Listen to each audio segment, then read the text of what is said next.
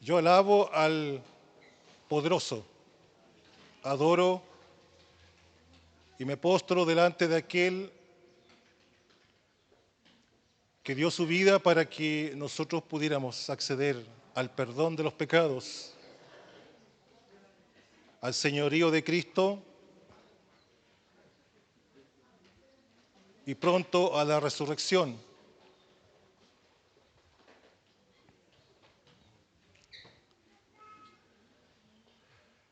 Damos gracias al Señor por eso. Adoramos a un Dios vivo, a un Dios presente, a un Dios que espera la total y absoluta rendición de parte nuestra. Qué hermosa escena, mi hermano, qué hermosa escena.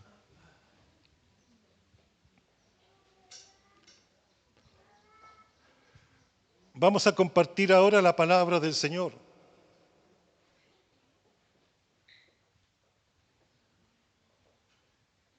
Y le pido al Señor socorro, auxilio.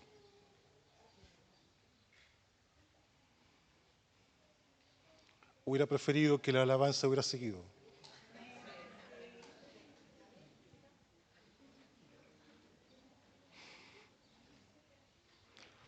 Porque me toca compartir una palabra que es una verdad bíblica. Y la próxima semana, mi hermano José Romero, estaré orando por ti, mi hermano, esta semana. Y el tema a tratar es que el matrimonio es indisoluble. ¿Escuchaste bien?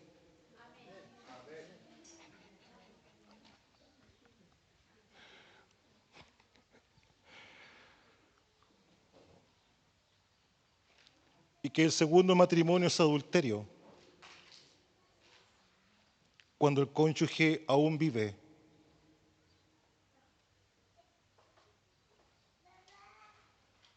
Que si alguien se convierte casado en segundas nupcias, debe ordenar su vida ante Dios. Y si por casualidad hay parejas y ambos son solteros, deben casarse antes de comprometerse con el Señor.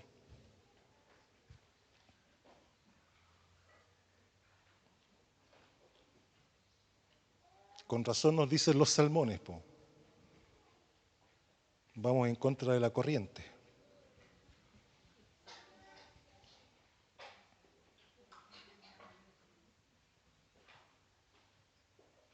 En mayo del año 2004 entró en vigencia en nuestro país la nueva ley de matrimonio civil. Un poco de historia que nos ayuda a entender lo que vamos a tratar hoy. Tengo 45 minutos para exponer esto. Ayúdame, Señor. Esta nueva ley de matrimonio civil venía, comillas, a poner orden, cierre de comillas, en dos aspectos esenciales que estaba ocurriendo en nuestra sociedad.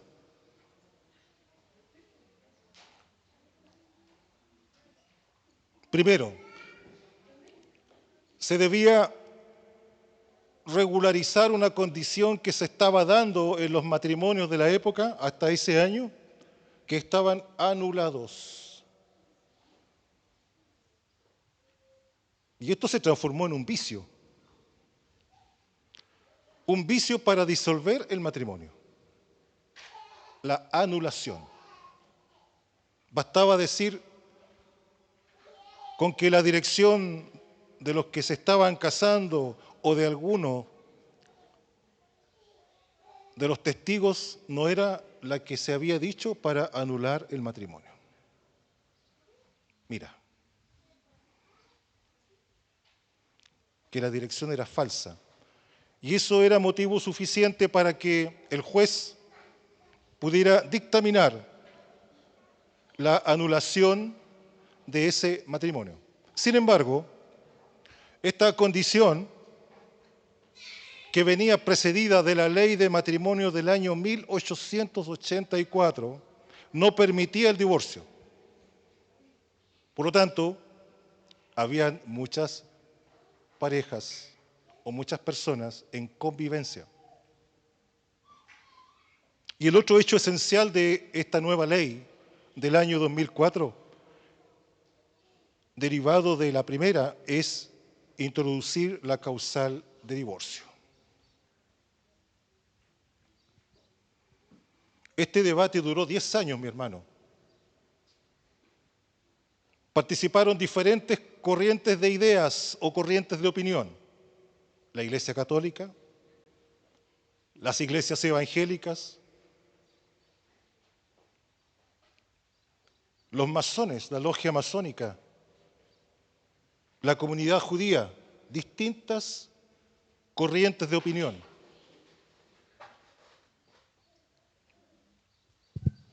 De todas estas instituciones que participaron de este debate que duró 10 años, la Iglesia Católica fue la única que se opuso al divorcio vincular, señalando que el matrimonio era o es indisoluble.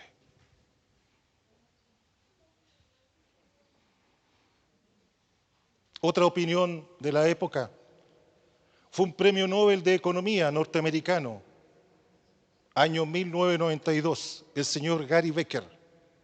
Él dijo, el divorcio le hace las cosas más fáciles a los matrimonios para disolverse.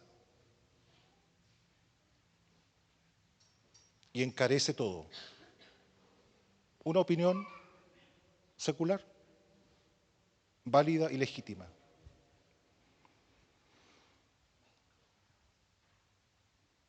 ¿Qué dice la palabra de Dios con respecto a esto? Del matrimonio, el divorcio y el nuevo matrimonio o recasamiento. Génesis 2, del 18 al 24. No es bueno que el hombre esté solo.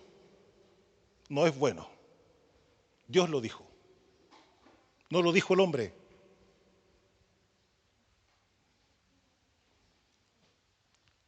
Este varón Adán le puso nombre a todos los animales de la tierra y a todas las aves. Tenía una inteligencia excepcional. No había pecado en él. Por lo tanto, su capacidad mental era del 100%.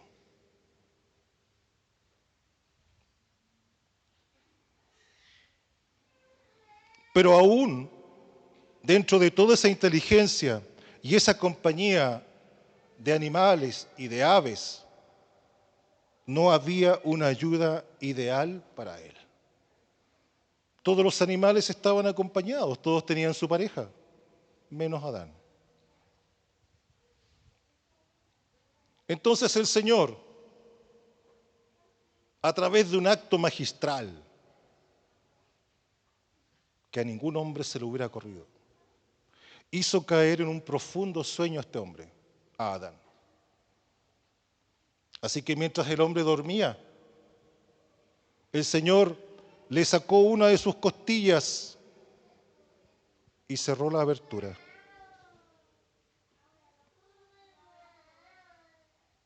En el sur la gente a su pareja le dice, mi costilla.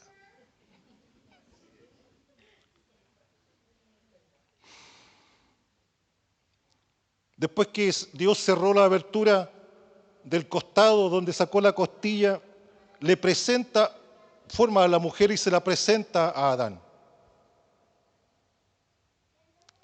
¿Sabes lo que dijo él? Al fin. ¿Puedes decir lo mismo tú ahora? Mi amor, al fin. Al fin, exclamó el hombre, esta es ahora huesos de mis huesos y carne de mi carne. Y Adán le puso el nombre o el género. Será llamada mujer, porque fue tomada del hombre. Esto explica por qué el hombre deja a su padre y a su madre y se une a su mujer. Y los dos se convierten en uno. Dios instituye el matrimonio de esta manera, señalando que la soledad no es buena para el hombre, que es mejor estar acompañado. Es mucho mejor estar acompañado. Y además que esa compañera es ideal. No es que sea ideal, es ideal. Somos los hombres los que permitimos que ella sea ideal. Somos responsables de eso. Idónea. Otra versión dice que es idónea. O a la medida también dice otra versión. En resumen, que el hombre está incompleto si está solo. Incompleto. Hay algo que a mí también me llama la atención, mis hermanos. Cómo el Señor crea a la mujer. No abre su boca para decir, hágase la mujer, como lo hizo para crear todas las cosas. Y tampoco formando de barro a la mujer como lo hizo con Adán.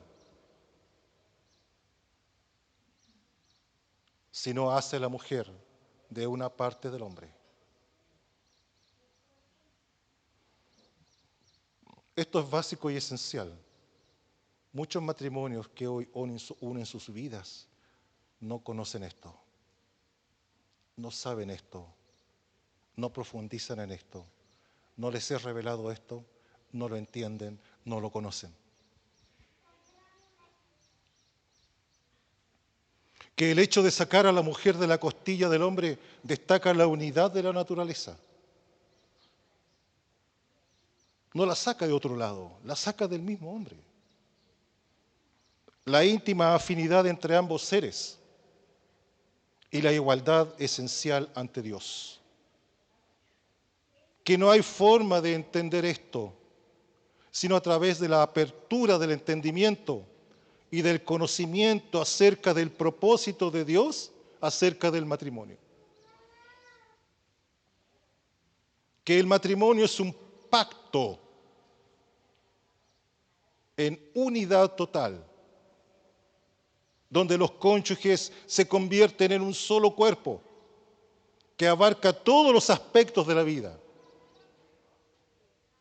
física, sexual, económica, social, vincular, todo. Y por sobre todo lo espiritual. Que el matrimonio no ha sido establecido por ninguna ley humana. No es el hombre quien instituyó el matrimonio. Fue Dios. En un acto sublime, fue Dios. Y Él es quien determina los principios que regulan y rigen el matrimonio y sus leyes.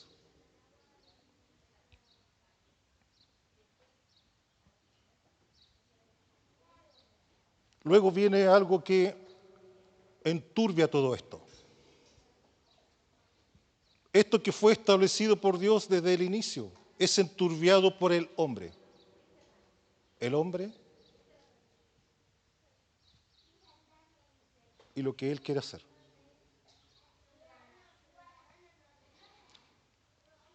En el antiguo pacto surge una contraposición de todo esto que hemos hablado hasta aquí, de esta perfecta creación y unión entre un hombre y una mujer. una contraposición a este hecho espiritual de Dios que al parecer instala un nuevo orden, pero hecho por el hombre, no por Dios, respecto de la indisolubilidad del matrimonio, establecida por Dios al inicio de la creación. Deuteronomio 24, del 2 al 4. Dice la palabra, en esta versión, supongamos que un hombre se casa con una mujer, pero ella no le agrada al hombre. Resulta que él encuentra algo reprochable en ella. Entonces le escribe una carta de divorcio, se la entrega y la echa de su casa. Una vez que ella abandona la casa, queda libre para volver a casarse. Sin embargo, si el segundo marido también la desprecia y se divorcia de ella o se muere, el primer marido no podrá casarse de nuevo con ella porque ha quedado impura. Sería un acto detestable a los ojos del Señor. No debes manchar de culpa la tierra que el Señor tu Dios te da como preciada posesión. En otras versiones bíblicas, la palabra reprochable se reemplaza por alguna cosa indecente o alguna cosa indecorosa o alguna cosa vergonzosa. Algunas interpretaciones incluso señalan que puede referirse a no encontrar la virgen al momento del matrimonio.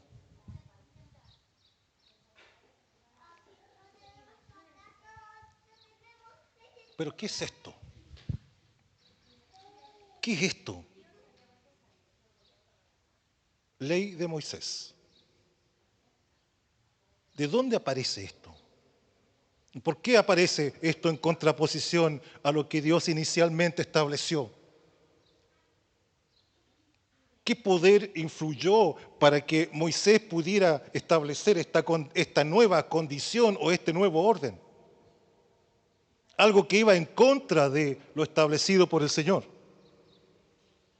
¿Con qué autoridad lo hace? ¿Está Dios involucrado en este nuevo o en esta nueva condición? Hay un encuentro con Jesús,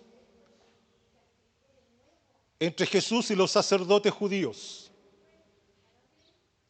Le preguntan acerca de la situación del divorcio. Mateo 19, del 3 al 8. Unos fariseos, dice la historia, la palabra, se acercan a Jesús y trataron de tenderle una trampa. Mateo 19, 3, 8.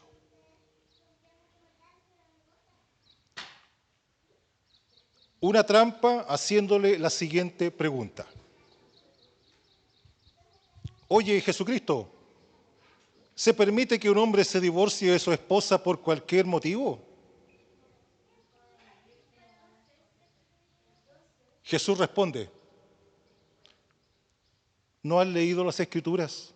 Ustedes, fariseos, sacerdotes, encargados de la espiritualidad del pueblo.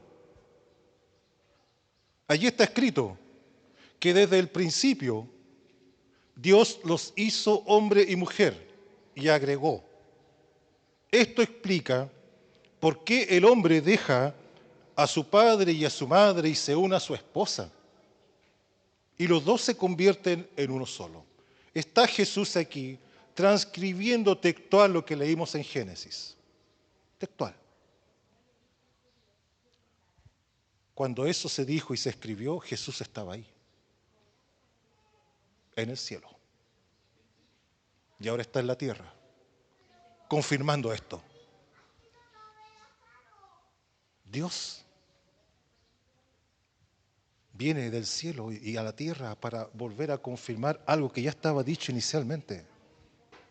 ¡Qué tremendo! O sea, por segunda vez viene a confirmar algo que el hombre aún no aceptaba.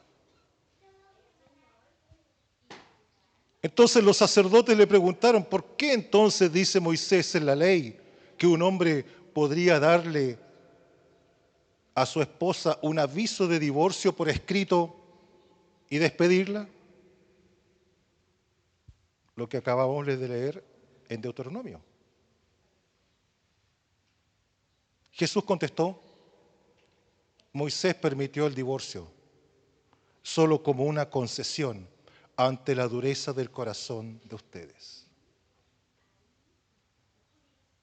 Pero no fue la intención original de Dios. O sea, Jesús estaba al tanto que lo señalado en la carta de divorcio en Deuteronomio, y se lo estaba explicando a la gente ahí, por la dureza de tu corazón. Pero la idea original o la intención original de Dios no es esa. Amén.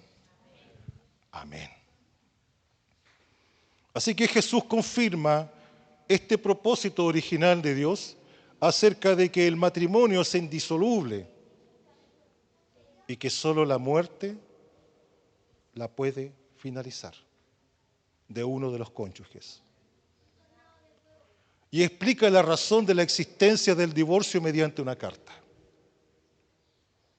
Si hacemos un paralelo, el divorcio existe en nuestra sociedad por la misma razón, por la obstinación o la dureza del corazón. Es la misma razón. La imposibilidad o el no querer restablecer, reparar, corregir el pecado o el daño provocado por diferentes razones al interior del matrimonio. Me llamó mucho la atención que en esta nueva ley de matrimonio del año 2004, la ley consagre la conciliación y la mediación. Lo tratamos con nuestra hija y nuestro futuro yerno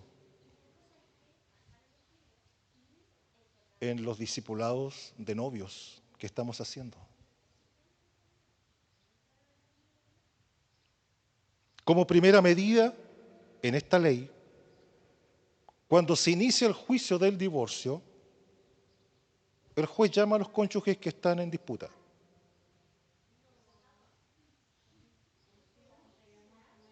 A una audiencia de conciliación. ¿Verdad, mi hermana? Tenemos una hermana abogada ahí que me está diciendo sí.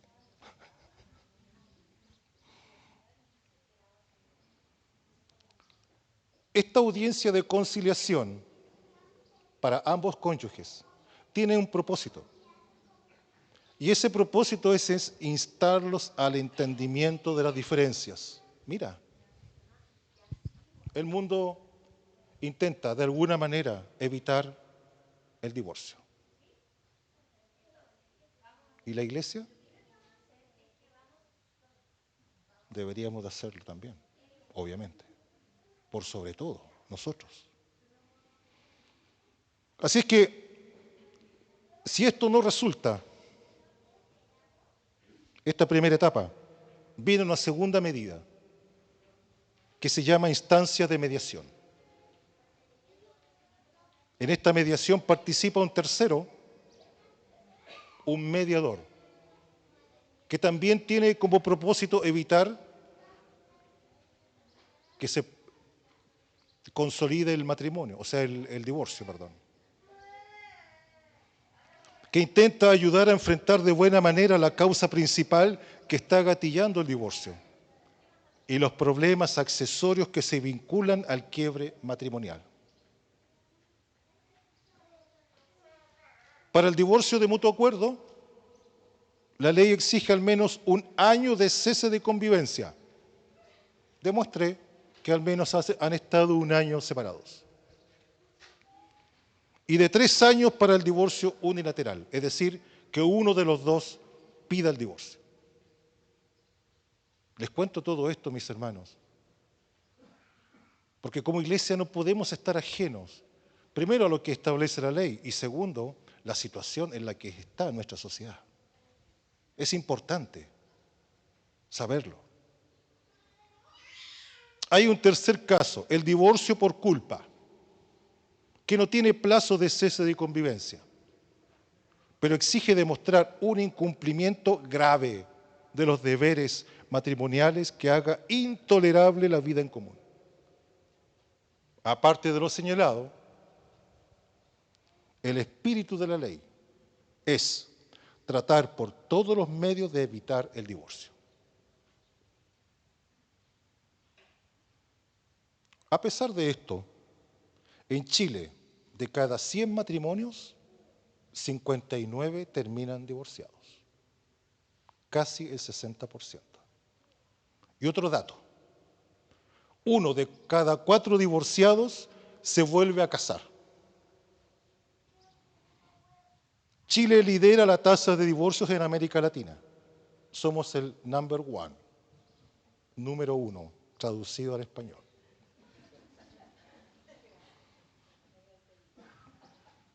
No podemos estar ajenos como iglesia a la realidad de nuestra sociedad, no solamente en este tema, sino que en muchos temas.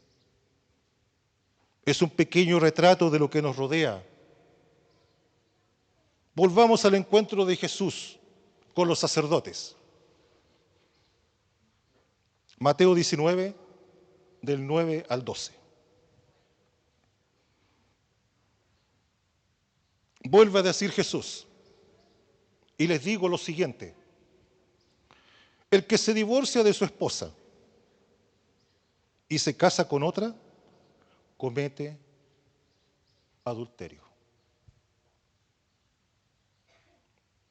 A menos que la esposa haya fornicado. Entonces los discípulos le dijeron: Señor, si las cosas son así, entonces no conviene casarse. Haberlo sabido antes, po. No me caso. ¿Cuál es el problema de nuestra sociedad? ¿Cuál fue mi problema? Que cuando me casé yo no sabía nada de esto. Nada. ¿Cuántos nos casamos sin saber esto?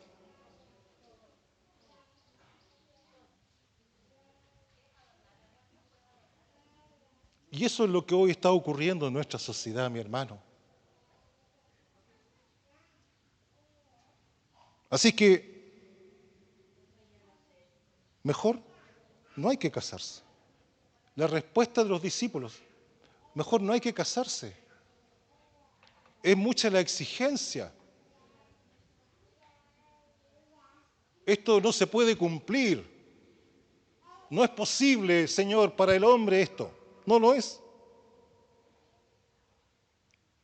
Así que Jesús responde: no todos pueden aceptar esta palabra.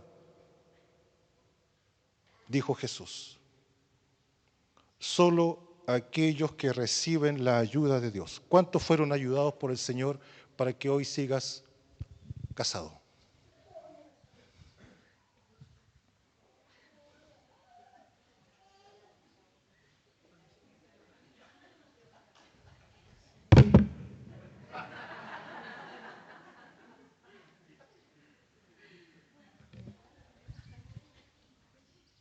Jesús lo dijo. Solo aquellos que reciben la ayuda de Dios. El que no es ayudado por Dios termina divorciado.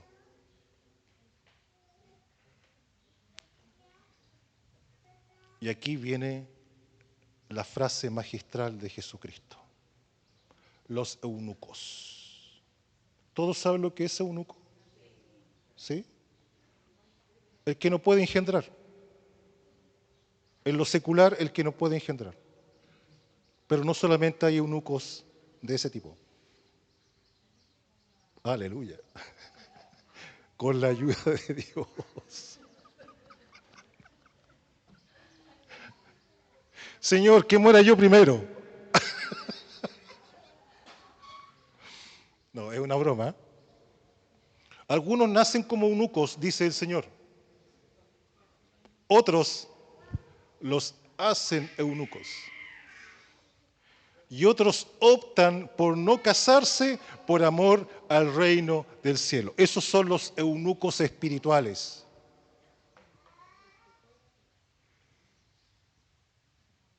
Aquí hay hermanas y hermanos eunucos espirituales. Yo los quiero honrar a ustedes.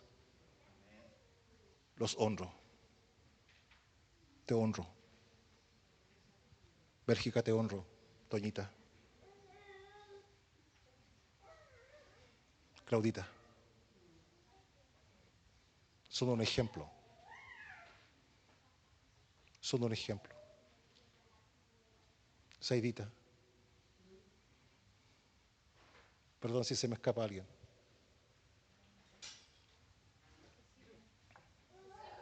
Cecilia, mi hermana. Te amo. Manuel. Te amo. Jimena. Qué bueno.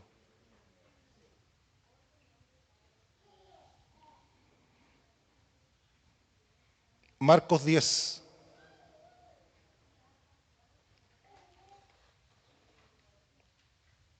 Del 11 al 12. Del 10 al 12. Más tarde, cuando quedó a solas con sus discípulos en la casa, ellos sacaron el tema de nuevo, acerca del divorcio. Jesús les vuelve a decir a los discípulos: el que se divorcia de su esposa y se casa con otra comete adulterio contra ella. Y si una mujer se divorcia de su marido y se casa con otra, comete adulterio.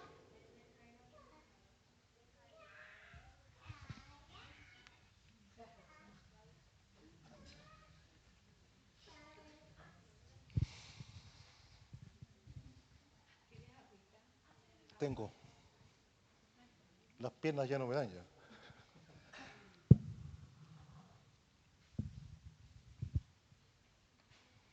Mi hermano, es evidente que Jesús subió la vara, subió el estándar acerca de lo que decía la ley de Moisés en general. Subió el estándar, subió la vara, subió la exigencia. Por eso que Jesús opta por decir el que es ayudado por Dios. Si para eso estamos, mi hermano, para ser ayudados. Y el matrimonio no es una excepción. De tal suerte que adúltero no solo es el que se divorcia de su esposa y se casa con otra, sino que también lo es aquel que mira con pasión sexual a una mujer. Mateo 5:28. Mira.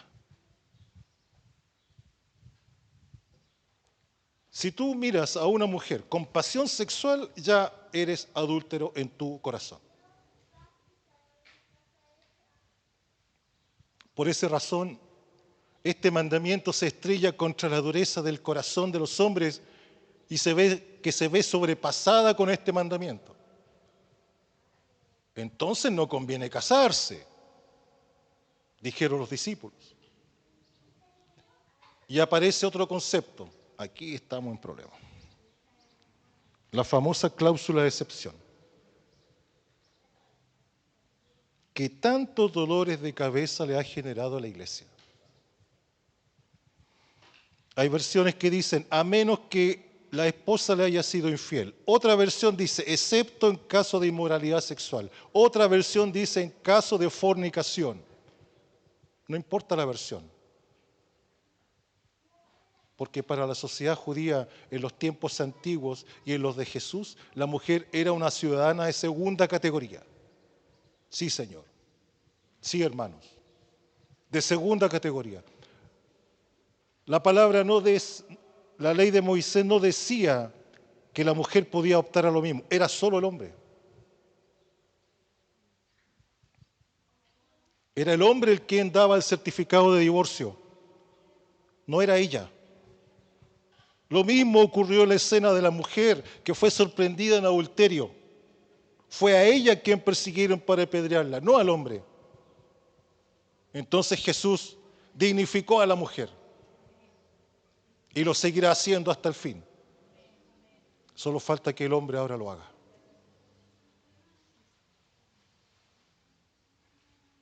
Volvamos a la mal llamada cláusula de excepción. Recordemos que nuestra congregación, y perdónenme por esto, no pude evitar hablar de esto. En la antigua congregación de donde nosotros veníamos, esta congregación nace por la aplicación de esa cláusula en un joven pastor que decide casarse por segunda vez. Él decide unir su vida a una mujer en un segundo matrimonio. Estuvimos con mi esposa en reuniones presenciales tratando este tema con el cuerpo de pastores y de diáconos, donde este asunto se discutió ampliamente y por todos los medios y las formas trataron de dejarnos absolutamente convencidos que esto era así, que el divorcio, que la infidelidad, que la inmundicia sexual, que la inmoralidad sexual, que la infidelidad y todas esas cosas eran causal de divorcio.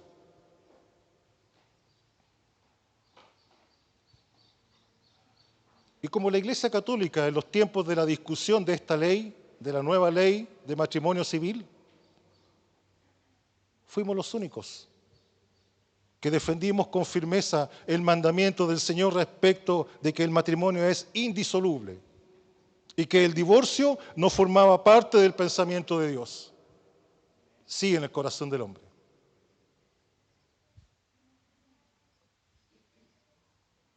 Que además debíamos ser consecuentes también con las hermanas y con los hermanos que se habían guardado para cumplir los mandamientos del Señor. ¿Qué les íbamos a decir? Cambiaron las reglas del juego. 25 años. Y ahora resulta que estábamos equivocados.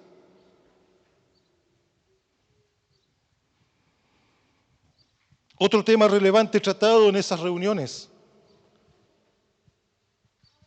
fue si el joven pastor que se casaba en un segundo matrimonio debía o no seguir a la cabeza del ministerio de jóvenes por la influencia que éste ejercería en ellos, señalando que el adulterio era una causal de divorcio. Una de nuestras hijas participaba activamente en este grupo de jóvenes. Y nosotros como padres tuvimos que enfrentar este atentado contra la familia, viniendo desde el mismo corazón de la iglesia.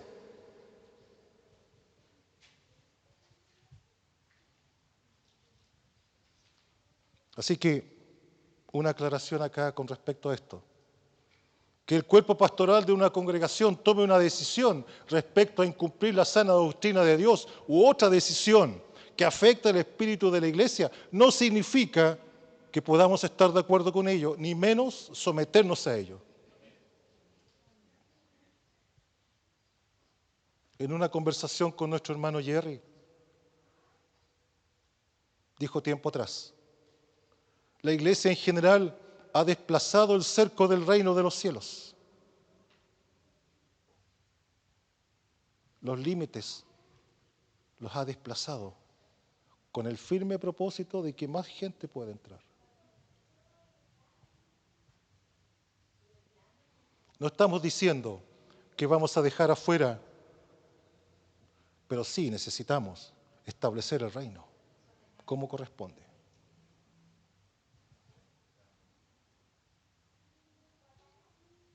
No es lo mismo, mis hermanos, tomar la decisión de un segundo matrimonio estando en luz que estando en tinieblas.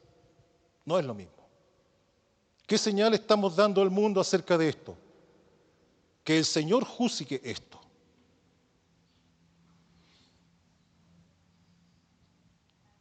Queda poco para finalizar. Mis hermanos, soy un ferro defensor del matrimonio. Pero muchas veces no es suficiente solo con decirlo. Hay que demostrarlo con hechos. Dicho esto, les puedo decir con precisión y autoridad que mi esposa Norita ha demostrado ser una mejor defensora del matrimonio que yo, sin tener que decirlo públicamente. Te amo, esposa mía. Muchas gracias. Y sé también que hay muchas hermanas mujeres, como las que ya nombramos, y hombres, varones, que también son férreos defensores del matrimonio, aún en su condición de personas solas o hermanos solos. Ese es el ejemplo que afectará, impactará, transformará a nuestra sociedad, mi hermano. Cristo en nosotros, reflejado en aquello que para el mundo es imposible, que el matrimonio es posible. Con mucho amor, mucha paciencia, mucha misericordia, pero no exento de aflicción. Con una buena cuota de sacrificio y sufrimiento, porque el amor es sufrido. Así dice Corintios 7, cuya faceta forma parte del amor. Y que es voluntad escasa en estos tiempos. Y hablo del amor como voluntad, no como sentimiento. Para ir cerrando. 4 condiciones se dan en los matrimonios en estos tiempos, a puertas del divorcio. Primero, los matrimonios que están en crisis. Ellos necesitan ser ayudados. La iglesia tiene que ayudar. Si los matrimonios son discípulos, deben ser ayudados, apoyados. La segunda condición, los matrimonios que están separados en forma temporal. Tercera condición, los matrimonios que están separados en forma definitiva. Y los matrimonios que se han divorciado y han fundado un nuevo matrimonio. Como iglesia necesitamos trabajar con un sentido de urgencia para atender la necesidad de los 3 primeros casos. Entregar esperanza de reconciliación del matrimonio a través de Jesucristo. Y un corazón absolutamente acogedor para aquellos que están en el 4º caso. Actuemos como el Señor actuaría.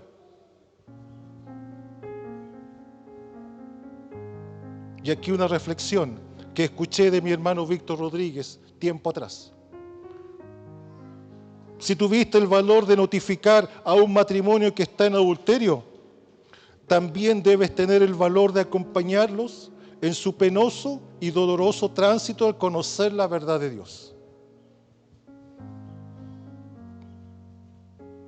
Es nuestro deber anticiparnos a este dolor. En la medida de lo posible, la perspectiva del prójimo, desde los más cercanos hasta los más lejanos, compartamos las verdades de Dios y apelemos siempre a la misericordia de Él. Hay cuestiones insondables en el Señor. No conocemos todo. Hay misterios. Ante un corazón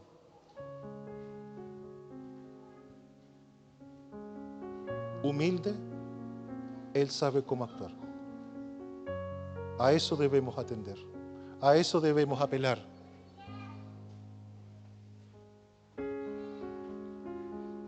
Los que tenemos hijas, hijos, sobre todo los adolescentes, los que van en camino al matrimonio, los que están por casarse. a los que están de novios, a los recién casados, a los casados de algunos años, en resumen, a los que aún no han vivido crisis matrimoniales. Esto debe ser instruido, enseñado y acompañado. Como iglesia debemos hacerlo. Vamos a orar.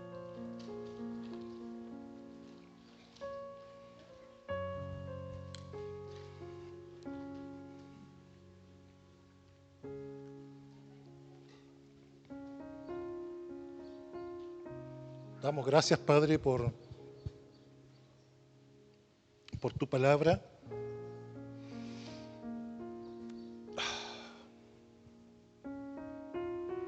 Ayúdanos, Señor. Esta tu iglesia es portadora de una verdad, pero también debe ser portadora de un corazón de misericordia.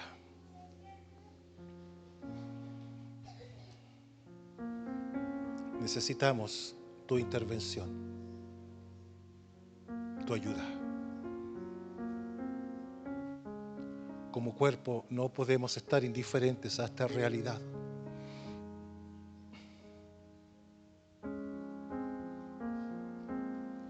Ayúdanos, Señor, y muchas gracias por tu amor y misericordia. La honra y la gloria son suyas.